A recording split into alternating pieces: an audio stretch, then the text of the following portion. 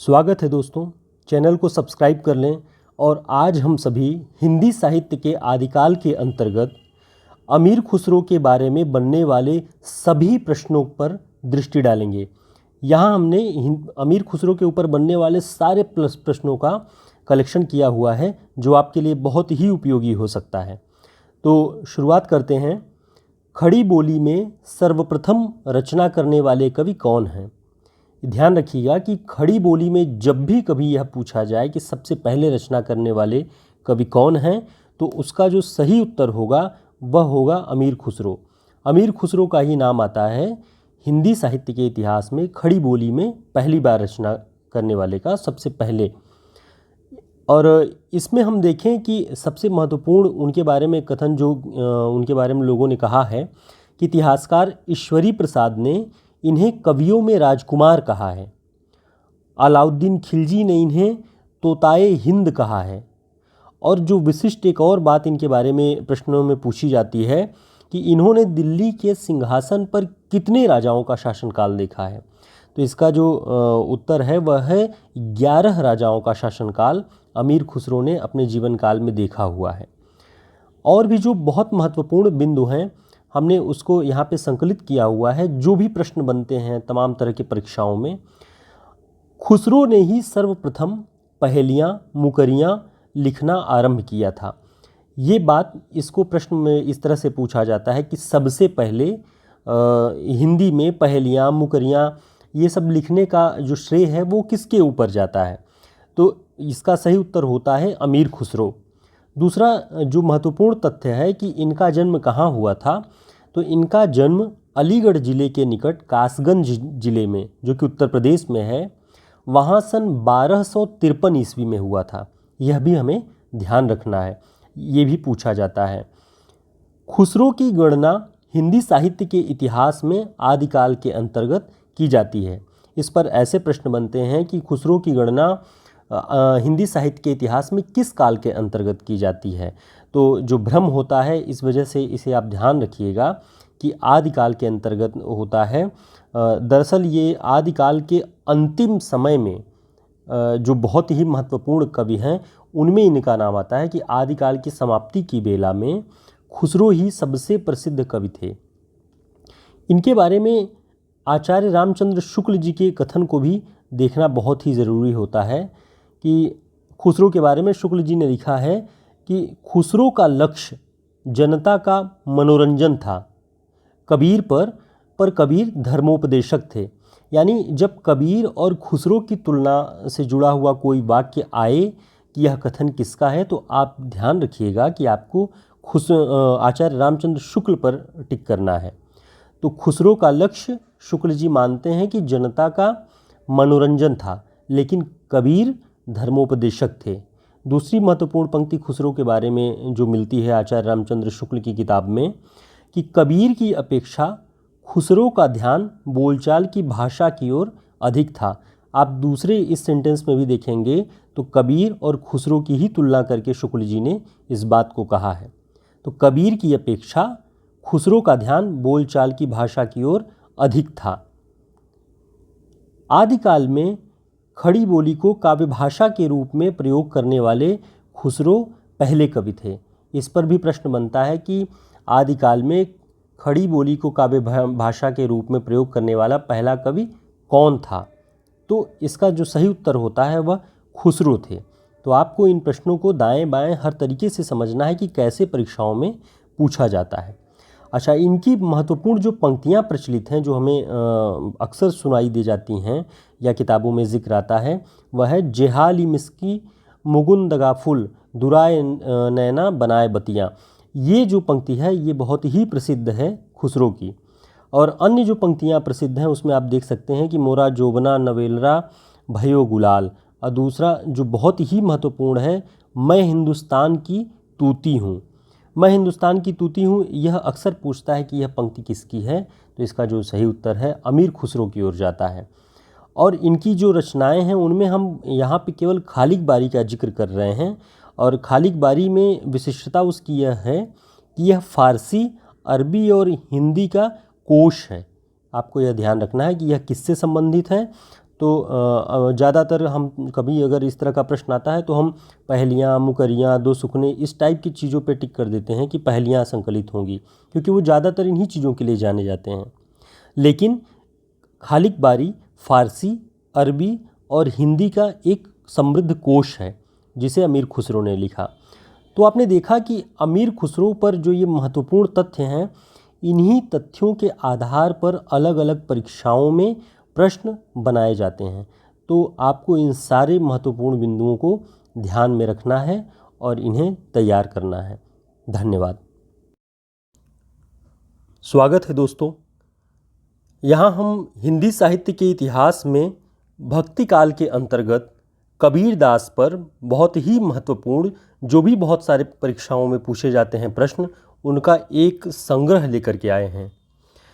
पहले प्रश्न के अंतर्गत देखें कि आचार्य रामचंद्र शुक्ल ने किस पर स्वतंत्र रूप से आलोचना नहीं लिखी, यानी किस कवि पर स्वतंत्र रूप से आलोचना नहीं लिखी है।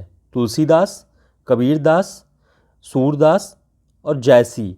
तो मित्रों, जो इसका सही उत्तर है वो है कबीरदास। कबीरदास पर आचार्य रामचंद्र शुक्ल जी ने कोई स्वतंत्र आलोचना की पुस्तक नहीं लिखी है। इसके अलावा आप देखें तो तुलसीदास, सूरदास और जयसी पर उन्होंने त्रिवेणी नाम से एक पुस्तक लिखी। और भी जो अन्य हैं कि सूरदास पर भ्रमर गीत सार का जो संपादन किया और जयसी ग्रंथावली का संपादन किया, लेकिन कबीरदास पर उन्होंने इस तरह की कोई स्वतंत्र आलोचना पुस्तक नहीं लिखी है। अर्थात आप ये समझ सकते हैं कि कबीरदास को उन्होंने अपने हिंदी साहित्य के इतिहास में तुलसी, सूर और जयसी के अलावा बहुत, इनकी अपेक्षा बहुत कम महत्व दिया है। तो ये हमें ध्यान रखना है कि जब भी ये आए कि आचार्य रामचंद्र शुक्ल जी ने अपनी आलोचना में स्वतंत्र रूप से किसे स्थान नहीं दिया है, तो कबीरदास पे आपको टिक करना है। कबीर पर आधारित जो अन्य महत्वपूर्ण प्रश्न हैं वो कि कबीर किसके शिष्य माने जाते हैं या किस शिष्य परंपरा में आते हैं। तो इसका जो सही उत्तर है वो होता है कि वो रामानंद की शिष्य परंपरा में माने जाते हैं। अब अगर हम यहाँ देखें कि रामानंद की शिष्य परंपरा में और कौन कौन है, तो रामानंद की शिष्य परंपरा में रैदास, धन्ना और पीपा का भी नाम आता है। तो ये भी हमें ध्यान में रखना है कबीर के साथ साथ कि ये रामानंद की शिष्य परंपरा में आते हैं और रामानंद की शिष्य परंपरा में रैदास, धन्ना और पीपा भी आते हैं। आगे अगर हम देखें कि आचार्य शुक्ल इनकी भाषा को सधुक्कड़ी भाषा कहते हैं। किसकी भाषा को? कबीरदास की भाषा को सधुक्कड़ी भाषा कहते हैं। अब ये भी देखना है कि सधुक्कड़ी भाषा किसे कहते हैं। सधुक्कड़ी भाषा से आशय है अनेक प्रांतों की भाषा और बोलियों का जिसकी भाषा में मिश्रण हो, उसे सधुक्कड़ी भाषा कहते हैं। ऐसा माना जाता है कि कबीरदास की भाषा विभिन्न प्रांतों और बोलियों के मिश्रण से बनी हुई है, इसलिए आचार्य रामचंद्र शुक्ल इनकी भाषा को सधुक्कड़ी भाषा कहते हैं। ठीक, आगे हम देखें कि बच्चन सिंह इनकी भाषा को संत भाषा कहते हैं। ये ध्यान रखना है कि शुक्ल जी सधुक्कड़ी भाषा कहते हैं और बच्चन सिंह इनकी भाषा को संत भाषा कहते हैं। आचार्य हजारी प्रसाद द्विवेदी कबीर की भाषा के संबंध में कहते हैं कि ये वाणी के डिक्टेटर हैं। वाणी के डिक्टेटर का मतलब है कि वो एकाधिकार वाणी पर जैसा मन में आया वैसा भाषा और बोली का प्रयोग कर लिया, बन पड़ा तो ठीक ठीक, नहीं तो दरेरा देकर। ये हजारी प्रसाद द्विवेदी जी ने ही लिखा है कबीरदास के संबंध में। आगे देखें कि बाबूराम सक्सेना इन्हें अवधि का प्रथम संत की संज्ञा देते हैं। अवधि का प्रथम संत की संज्ञा बाबूराम सक्सेना किसे देते हैं? तो कबीरदास। ठीक, आगे श्याम सुंदर दास इनकी भाषा को पंचमेल खिचड़ी कहते हैं। ये सारे बहुत इम्पॉर्टेंट प्रश्न बनते हैं कि कबीरदास की भाषा को पंचमेल खिचड़ी किसने कहा है? श्याम सुंदर दास जी ने। ये आप ध्यान रखेंगे।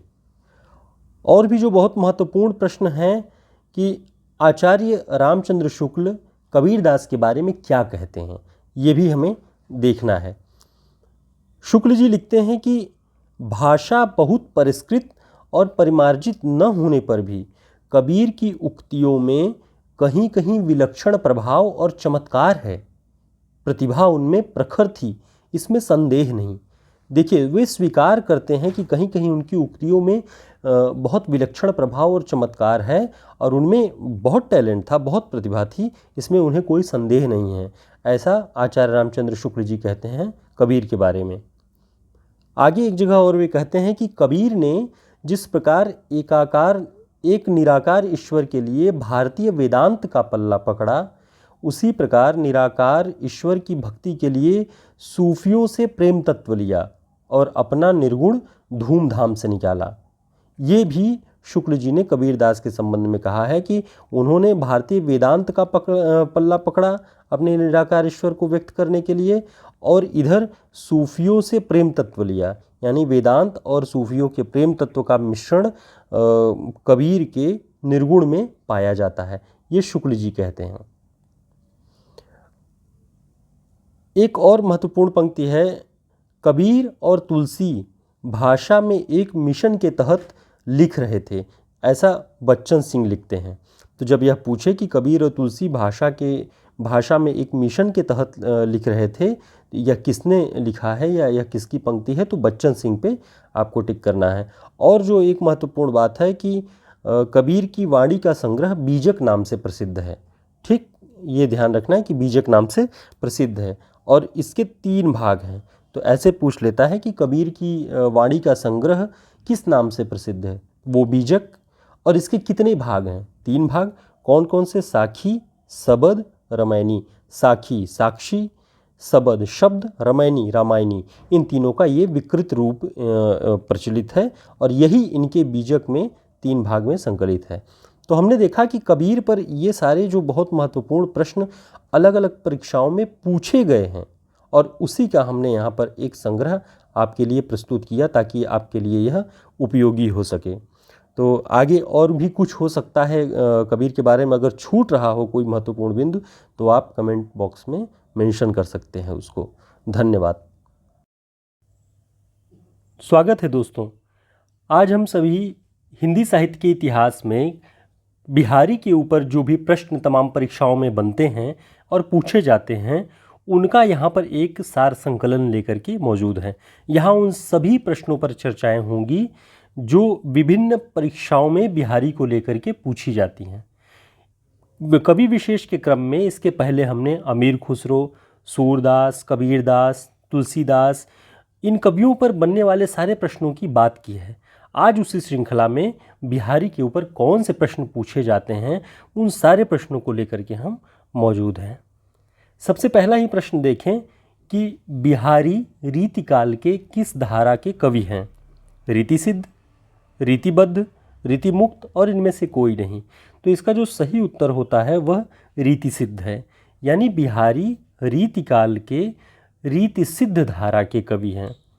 अच्छा, जो मेन पॉइंट यहाँ पे है हमें देखना है कि रीतिकाल को 3 भागों में विभक्त किया गया है। सबसे पहले जब हम ये जान जाएंगे कि रीतिकाल की धाराएं कौन कौन सी थी, कितने भागों में वो बांटी गई थी, तब हम समझ पाएंगे कि बिहारी किस धारा के अंतर्गत हैं। तो रीतिबद्ध, रीतिसिद्ध और रीतिमुक्त, ये तीनों धाराएं रीतिकाल के अंतर्गत मिलती हैं, जिनमें कवियों का वर्गीकरण भी किया गया है। तो सबसे पहले देखें कि रीतिबद्ध धारा क्या है। रीतिबद्ध धारा के अंतर्गत रचना लक्षणों व उदाहरणों से युक्त होती है, यानी जो रीतिबद्ध धारा की रचनाएं होंगी उनमें काव्यशास्त्रीय लक्षण और उदाहरण भरे पड़े होते हैं। लेकिन रीतिसिद्ध क्या होती है? रीतिसिद्ध धारा के अंतर्गत लक्षण व उदाहरण न लिखकर भी उनका पालन किया गया होता है। यानी आप एक तरह से समझ सकते हैं कि रीतिबद्ध धारा में सैद्धांतिकी पर चर्चा होती है, काव्यशास्त्रीय नियमों पर आधारित लक्षण और उदाहरण लिखे जाते हैं। लेकिन रीतिसिद्ध के अंतर्गत लक्षण व उदाहरण नहीं लिखे जाते, उनका प्रैक्टिकल रूप, यानी उनको अपने काव्य में उतार लिया जाता है, सीधे सीधे उदाहरण के माध्यम से नहीं समझाया जाता है। और तीसरा है रीति मुक्त धारा। रीतिकाल की जो भी परिपाटी रीतिबद्ध और रीतिसिद्ध वाली है, उन्हें त्याग कर स्वच्छंद रूप से श्रृंगार काव्य की जो रचना होती है वह रीति मुक्त धारा के अंतर्गत होती है। अब हम देखें कि रीतिबद्ध जो धारा थी, रीतिबद्ध धारा के अंतर्गत कौन कौन से कवि आते हैं? तो रीतिबद्ध काव्य धारा के अंतर्गत मतीराम, भिखारी और देव ये लोग आते हैं।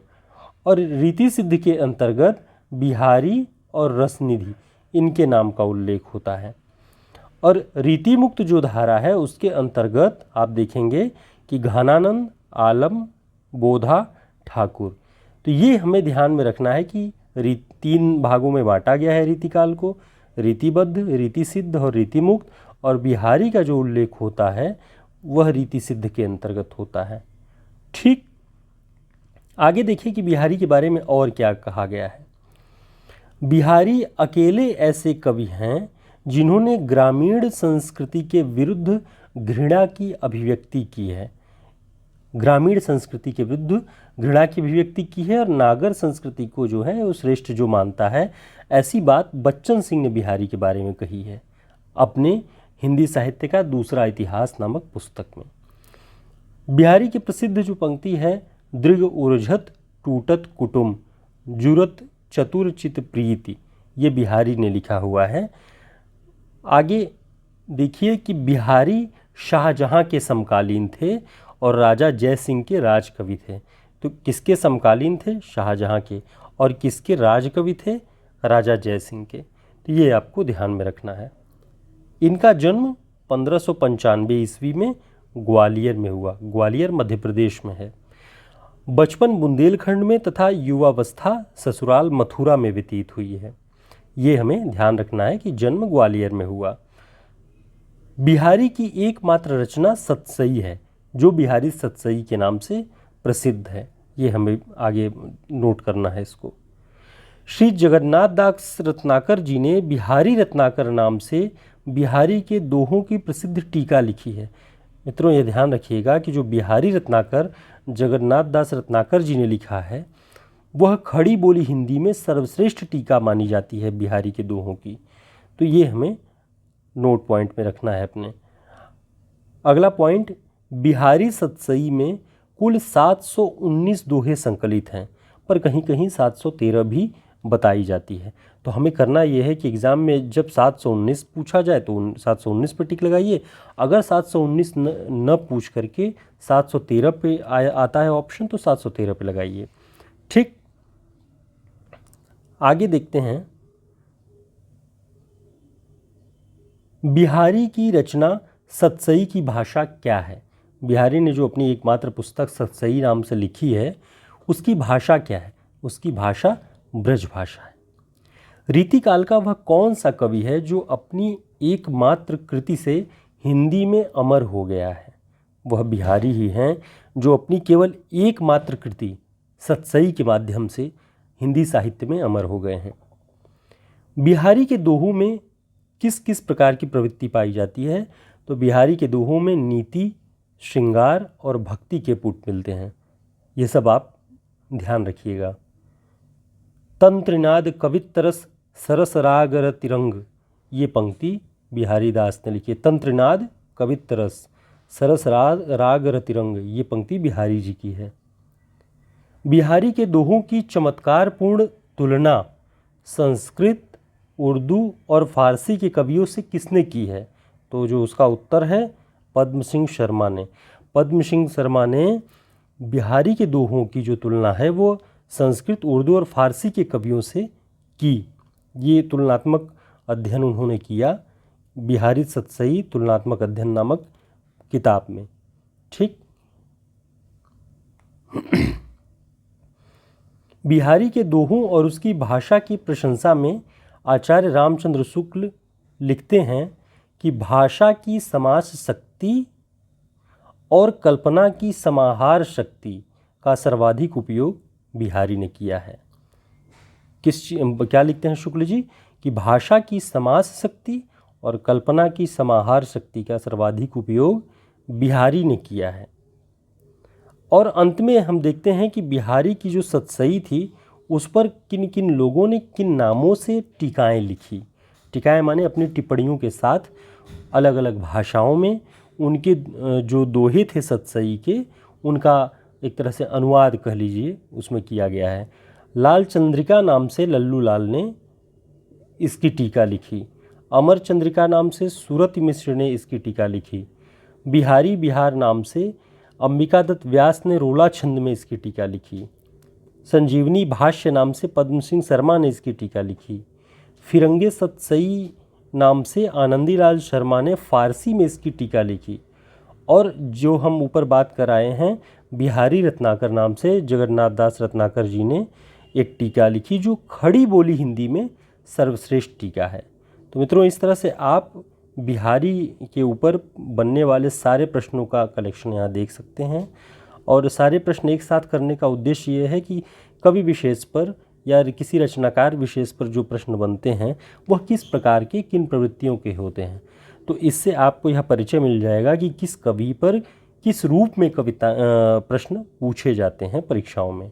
बहुत धन्यवाद जुड़ने के लिए, और आगे हम अन्य कवियों पर भी विशेष प्रश्न संग्रह लेकर के आएंगे। बहुत धन्यवाद।